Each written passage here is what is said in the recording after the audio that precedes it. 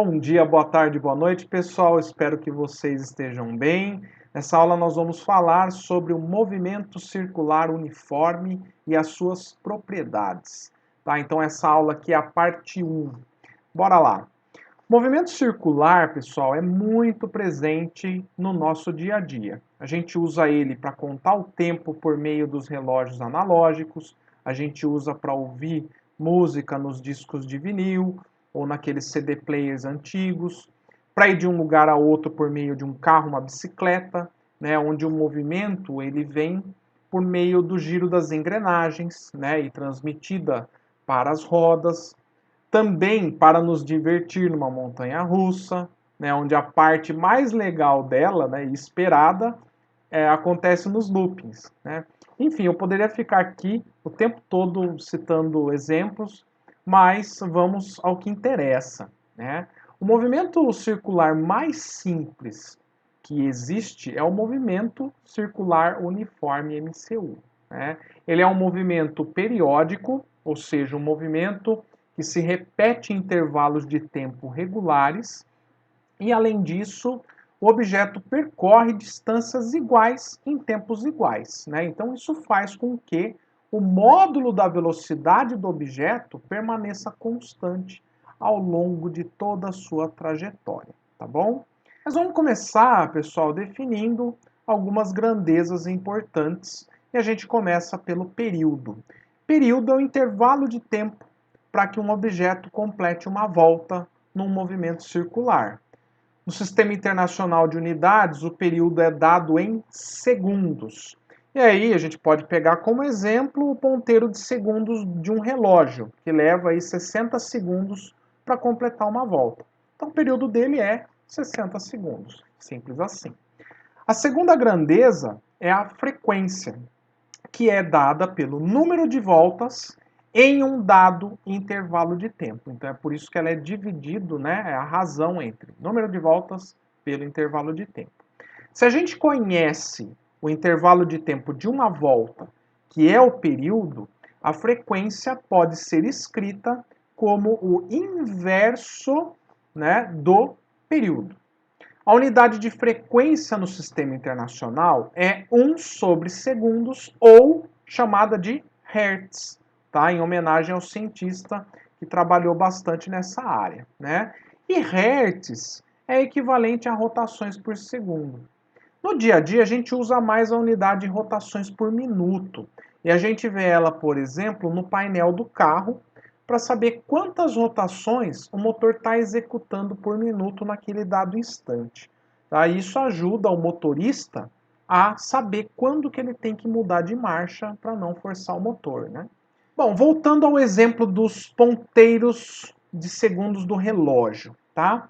O período dele é 60 segundos, tá? Ou, se preferir, também 1 minuto. Tá?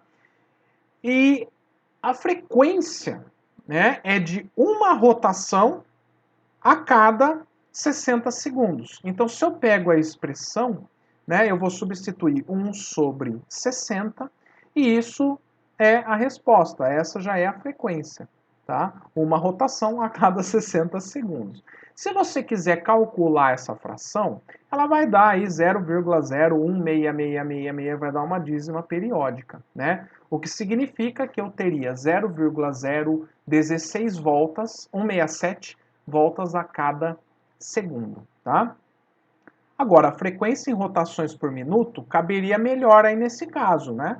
Porque aí eu tenho o período de 1 minuto, então uma rotação por minuto vai dar 1 RPM, tá? É isso que significa essa frequência de uma rotação por minuto, tá bom? Agora, só descrever o movimento circular uniforme a partir do período e da frequência não é o suficiente, tá, pessoal?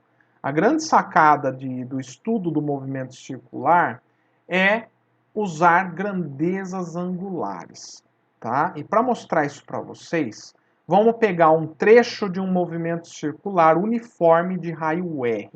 Então veja que a bolinha sai do ponto zero e vai até S, percorrendo um arco de circunferência que eu vou dar o nome de S, então, né? S menos S0 dá S. E tudo isso em um dado intervalo de tempo, tá? E a gente vê também que ela varre um ângulo que eu vou chamar aqui de θ.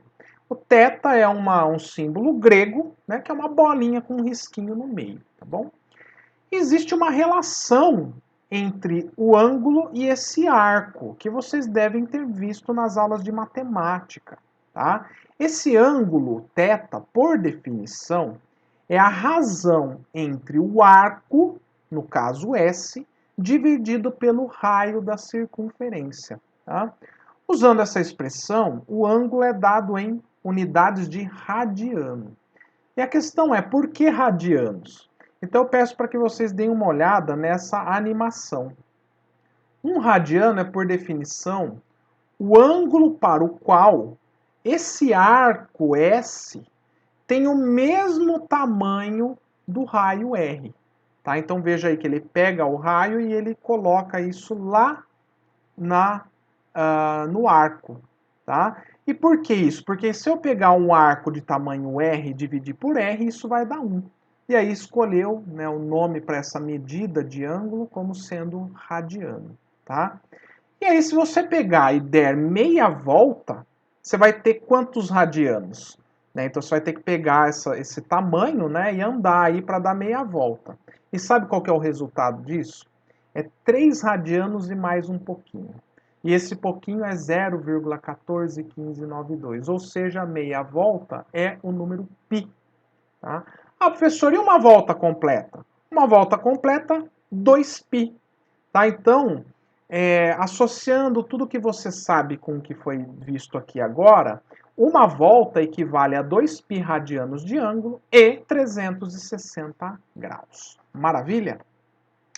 Então, pensando no movimento agora, partindo de um ponto qualquer da circunferência e percorrendo um certo arco de circunferência, que aqui eu vou chamar de ΔS, né? Então, ela vai cumprir um deslocamento escalar, o ΔS, num dado intervalo de tempo ΔT. E com isso, a gente pode determinar a velocidade escalar média dessa partícula, desse móvel, desse objeto aí. Né? Que aqui em movimento circular é muito comum a gente chamar de velocidade linear, mas é a mesma que nós vimos lá no começo do curso. E aí, para a gente calcular, basta dividir ΔS por ΔT, tá bom? Então, essa é a velocidade escalar média ou velocidade linear. Mas também, nesse intervalo de tempo, a bolinha varre um ângulo Δθ, também chamado de deslocamento angular. E aí, a gente também pode definir o que a gente chama de velocidade angular. E a gente usa a letra grega ômega. Atenção, não é W, é ômega, uma letra grega, hein? E ela é definida, essa velocidade, como o deslocamento angular dividido pelo intervalo de tempo. Tá? Então veja essa relação. Né? Como ela é uma velocidade, ela tem que ser uma taxa. E no caso é uma taxa de ângulo por tempo. Beleza? Agora, a gente pode relacionar essas grandezas lineares e angulares, né? Ou seja, velocidade linear com a velocidade angular, por meio da expressão do outro slide. Né? O ângulo varrido, ou o deslocamento angular Δθ, é a razão entre o deslocamento escalar ΔS e o raio da circunferência, certo? Então, pegando aquela expressão e trazendo aqui para o nosso problema, é isso que a gente obtém. E como é que a gente relaciona as velocidades? Então, vamos lá, o que eu vou fazer é, a gente pode calcular o deslocamento escalar ΔS isolando ele. E aí ele fica como produto entre a velocidade e o intervalo de tempo. Então, V vezes ΔT. Era assim que a gente calculava antes, né? O mesmo a gente pode fazer para o ângulo. Então, o deslocamento angular, ele é dado como a velocidade angular ômega vezes ΔT. E aí, se a gente pegar essas duas expressões, né, e substituir o ΔS, que é V vezes ΔT, e Δθ por ômega vezes ΔT, na expressão de baixo, né, onde elas estão em destaque, veja o que acontece. Né? Então aí vai aparecer um ΔT de ambos os lados, E a gente pode simplificar, né? E aqui, ó, tchai, aqui, ó, tome aqui, ó, tchai, aqui, ó, tome, na verdade, ó. E aí sobra ômega igual a V sobre R. E aí a gente prefere escrever essa expressão, né, como V igual a ômega R. Essa expressão, gente, ela é mais conhecida aí pela molecada, né, como via bundinha da rainha, ou para quem preferir, via bundinha do rei, tá? Então fica mais fácil de guardar essa expressão. Bom, e para entender essa relação, o que, que ela significa, né, o que, que é V ômega R, qual é o sentido disso? Então dá uma olhadinha nesse movimento circular de três bolinhas. O que, que elas têm em comum? Pausa o vídeo e pensa um pouquinho. Pensou? O que, que acontece? Elas varrem ângulos iguais em tempos iguais. Ou seja, a velocidade angular é constante. E aí eu pergunto para vocês, quais são as consequências disso? Né? A consequência é que a bolinha na extremidade tem uma velocidade escalar maior que a bolinha mais interna. Né? E, portanto, o que, que vai acontecer? A bolinha mais longe do centro vai percorrer uma distância maior no mesmo intervalo de tempo. E outra maneira de entender isso é a gente tomando essa relação V ômega R, né? Como o ômega é constante nessa situação, quanto maior o raio, maior é a velocidade tangencial, ou linear, ou escalar média, como preferir. E quanto menor o raio, menor é a velocidade escalar. Beleza? E no âmbito do movimento circular uniforme, a velocidade angular vai ser sempre constante, tá?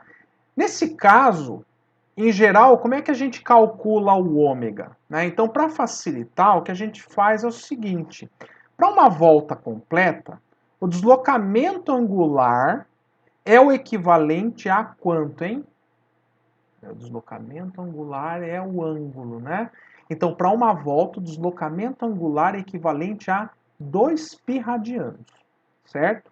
E se a gente conhece o tempo que leva para o objeto executar uma volta, então a gente conhece o período do movimento, né? Então, logo, a velocidade angular pode ser calculada como ômega igual a 2π dividido pelo período t, tá? E também como a frequência é o inverso do período, então nós também podemos escrever ômega igual a 2 vezes π vezes f. Tá? Então aí 2πf, né? A equação aí da velocidade angular no movimento circular uniforme. Então essas duas expressões, elas acabam sendo mais utilizadas no MCU do que a própria definição. Mas lembra, a definição de cima ela vale sempre, inclusive para qualquer movimento circular, beleza? A gente pode aplicar a mesma ideia para velocidade linear, ou escalar média, ou até mesmo tangencial. Tem vários termos aí que a gente usa, tá? O módulo da velocidade linear, ela é constante para uma volta completa num dado raio. Tá? Isso é importante. Então, para um raio fixo, essa velocidade é constante. Tá? E nessa volta completa, o deslocamento é 2π vezes o raio, né? Como vocês devem ter visto com o professor de matemática de vocês.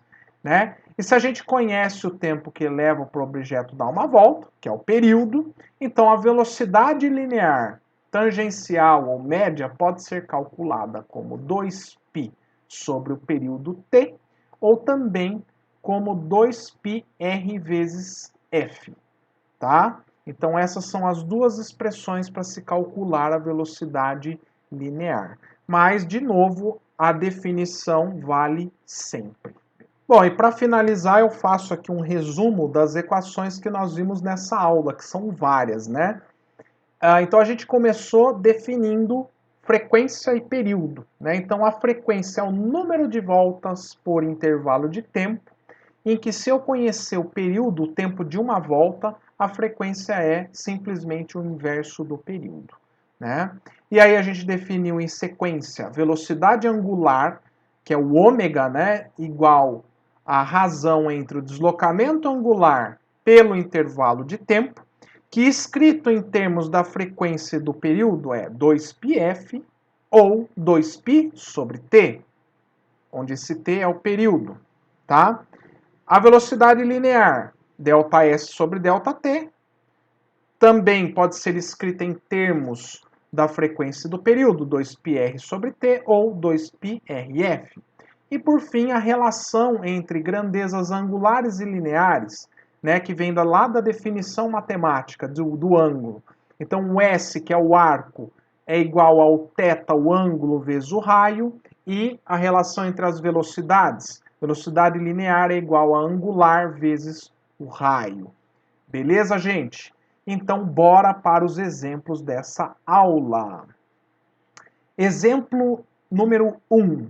Um corpo executa um movimento circular uniforme, efetuando 3.600 voltas a cada minuto.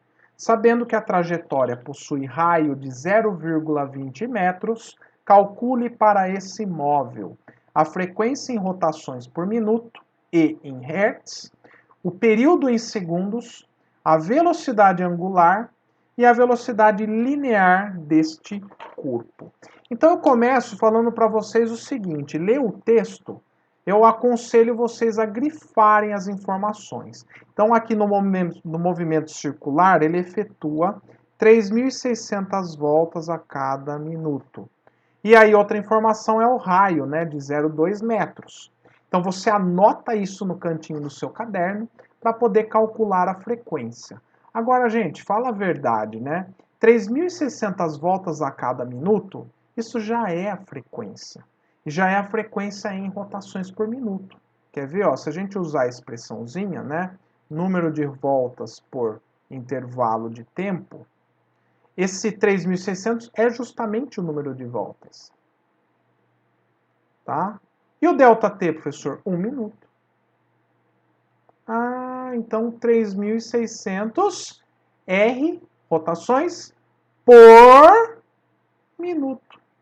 Nossa, professor, que fácil. Pois é, isso é a frequência em rotações por minuto. E em hertz, professor? Em hertz é no sistema internacional. Então eu preciso converter o intervalo de tempo, que era de 1 minuto, para segundos. Ah, mas aí é fácil, né, professor? Sim, aí é tranquilo, né? Ó, 3.600 dividido, ó, 1 minuto são 60 segundos. Então aí basta você fazer essa divisão, né? 360 por 6 vai dar 60 rotações por segundo ou 60 Hz, tá bom? Então essa é a resposta do item A. O item B ele pede o período em segundos. Bom, se eu tenho aqui a frequência, então, lembra que frequência é verso do período? Então, o período também é o inverso da frequência, são inversamente proporcionais. Portanto, 1 sobre 60, como ele pediu em segundos, né? Já achamos o período. Tá? Então, o período é de 1 sobre 60 segundos. Ah, professor, mas quanto dá essa conta? Tá, se você for fazer essa continha, vai dar 0,01666, que eu vou arredondar para 167 segundos. Beleza? Então, esse é o período dado em segundos. Próximo item, a velocidade angular. Bom, para calcular a velocidade angular, que é o ômega, você pode usar a definição ou pode usar as equações que envolvem frequência e período, né? Então você pode escolher o 2πf ou 2π sobre t. Como a frequência deu um número mais bonito, né, gente? Vamos usar 2πf, né? Mais fácil. Então aqui, ó, vai ficar 2 vezes π vezes 60, né? Para que a resposta seja em radiano por segundo, tá bom? Então aqui vai dar 120 π radianos por segundo, tá bom? Ah, professor, e se tiver uma questão dessa no Moodle? Bom, aí ou eu vou te falar o valor de π, ou eu vou te dar alguma forma de escrever esse resultado lá, tá bom? Mas, senão eu teria que te falar o valor de π. Você vai usar ele como 3,14 ou 3,141592 e blá blá blá, ou simplesmente como 3, como alguns exercícios fazem, tá bom? Então aqui eu vou deixar assim mesmo, tá? Professor, calcula aí, tá bom. Então aqui, ó, se você fizer 120 vezes π, considerando, tá? Então vamos pôr aqui, ó, para π igual a 3,14, tá? Eu já fiz essa continha, daria 376,8 radianos por segundo, tá bom? Tá, e a velocidade linear? Velocidade linear, então, é o ΔS sobre ΔT. Se você trocar o ΔS é uma circunferência, 2πr dividido pelo tempo. Né? Então, aqui vai ficar 2πr. Ah, mas o tempo é o período, né, professor? Então 2πrf, como eu demonstrei em aula, porque é mais fácil isso aqui, né? Então vai ficar 2π vezes o raio, que era 0,2, está aqui, né? Vezes a frequência. A frequência era 60, né? Então aí basta fazer essa continha aqui. Então aqui já corta esse zerinho fora. 6 vezes 4, 24 π metros por segundo. Se você quiser aí calcular, então para π igual a 3,14, essa velocidade daria 75,4 aproximadamente. Beleza? Exemplo 2. Uma pessoa está em repouso na superfície terrestre sobre a linha do Equador. Considerando-se que o raio da Terra mede 6.400 quilômetros e adotando-se π igual a 3, tá vendo? A velocidade linear da pessoa, devido ao movimento de rotação da Terra em quilômetros por hora, é igual a... Então aqui a gente tem a Terra, tá? A Terra ela rotaciona, tá? Ela tem uma inclinação aí no eixo de rotação de 23 graus e pouquinho. Eu vou colocar aqui assim, para ficar mais fácil. Tá? Então a Terra aqui gira, né, em torno desse eixo, e ele está falando uma pessoa que está aqui na linha do Equador aqui, tá? Por que ele está falando isso? Porque dependendo de onde a pessoa está no globo terrestre, ela vai ter uma velocidade linear diferente. É, professor?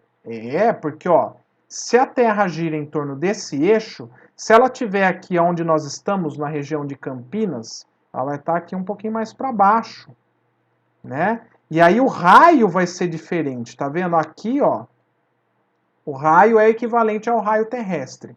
Aqui, já o raio vai ser menor do que o raio terrestre.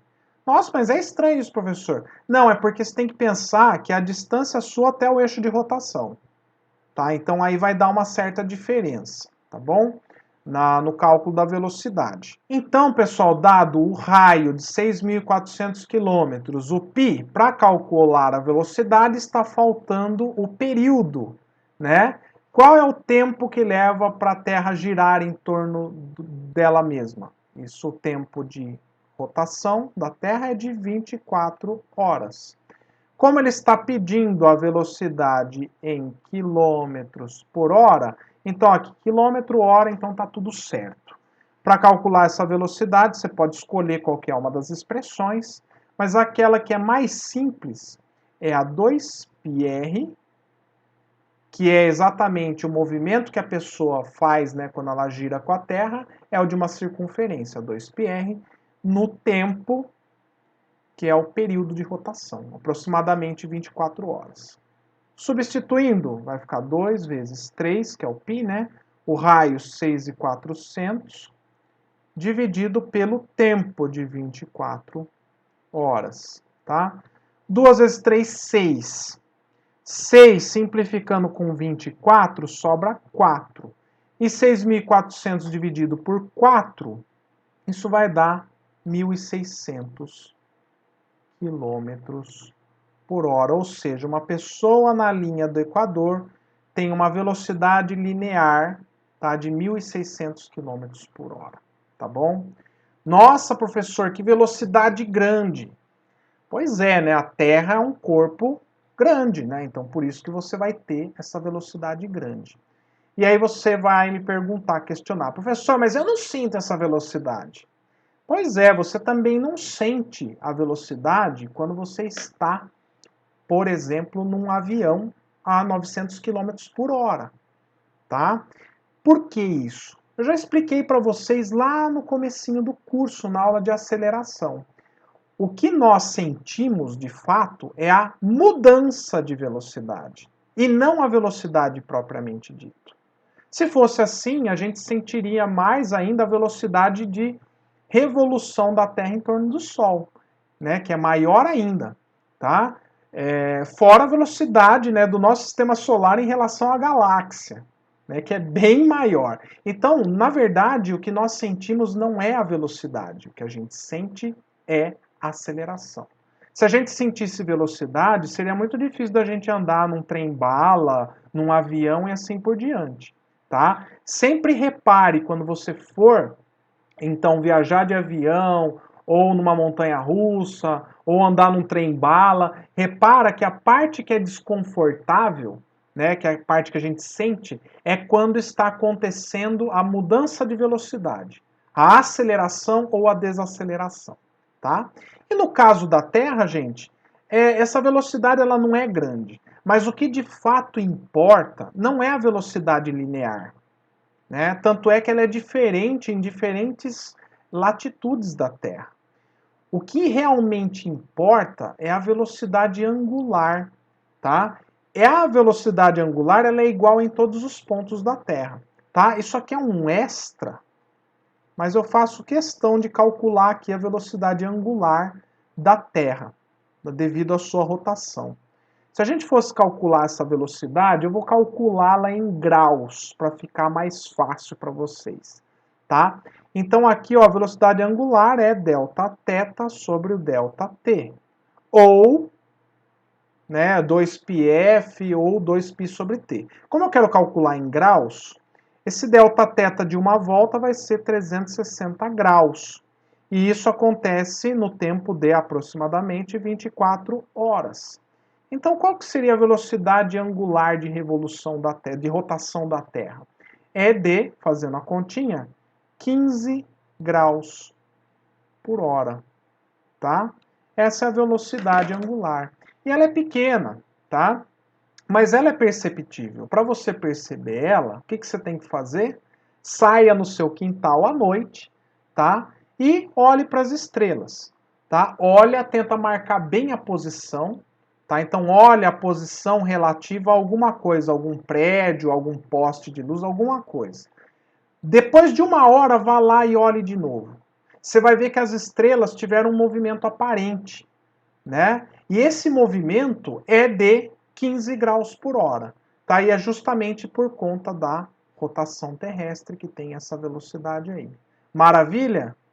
Fechou. Na próxima aula a gente vai falar sobre a questão da aceleração, porque algum aluno pode chegar para mim, professor, mas num movimento circular a gente tem uma aceleração. Tem, que é a aceleração centrípeta, mas isso é assunto para a próxima aula. Então, aqui respondendo essa questão, alternativa B, de Bosque. Beleza? Último exemplo, exemplo 3.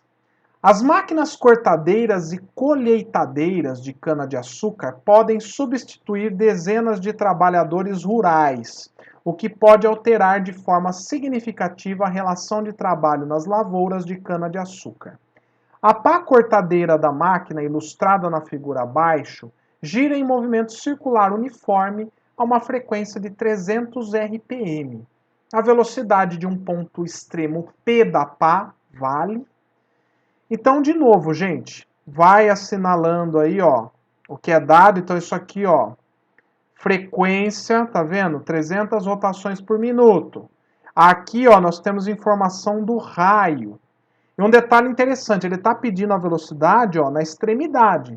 Essa velocidade, ela é diferente em diferentes pontos aqui dessa cortadeira.